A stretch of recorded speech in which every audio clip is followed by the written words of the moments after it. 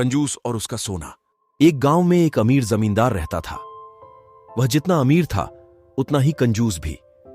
अपने धन को सुरक्षित रखने का उसने एक अजीब तरीका निकाला था। वह धन से सोना खरीदता और फिर उस सोने को गलाकर उसके गोले बनाकर अपने एक खेत में एक पेड़ के नीचे गड्ढा खोदकर डाल देता था। रोज खेत जाना और गड्ढे को खोदकर सोने के गोलों की गिनती करना उसकी दिनचर्या का हिस्सा था। इस तरह वह सुनिश्चित करता था कि उसका सोना सुरक्षित है। एक दिन एक चोर ने कंजूस को गड्ढे से सोना निकालते और गिनते हुए देख लिया।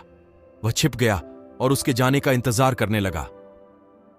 कंजूस के जाते ही वह गड्ढे के पास पहुंचा, उसमें से सोना निकाला और भाग गया।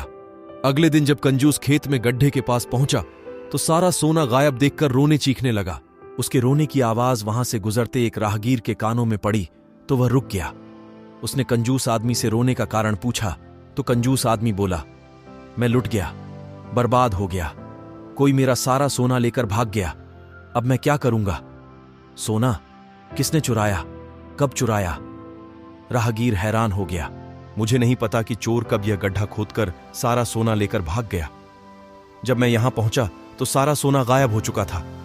कंजूस ने रोते हुए कहा, गड्ढे से सोना ले गया? तुम अपना सोना यहां इस गड्ढे में क्यों रखते हो?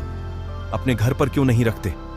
वहां जरूरत पड़ने पर तुम उसका आसानी से उपयोग कर सकते हो। राहगीर बोला।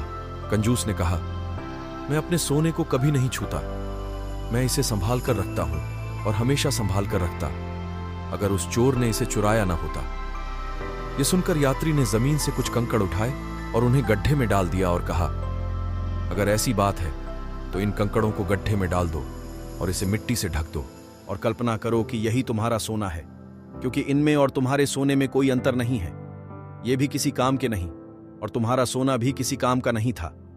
उस सोने का तुमने कभी कोई उपयोग ही नहीं किया, न ही करने वाले थे। उसका होना ना होना बराबर था। कहानी से सीख, जिस धन का कोई उपयोग न हो उसका कोई मोल नहीं।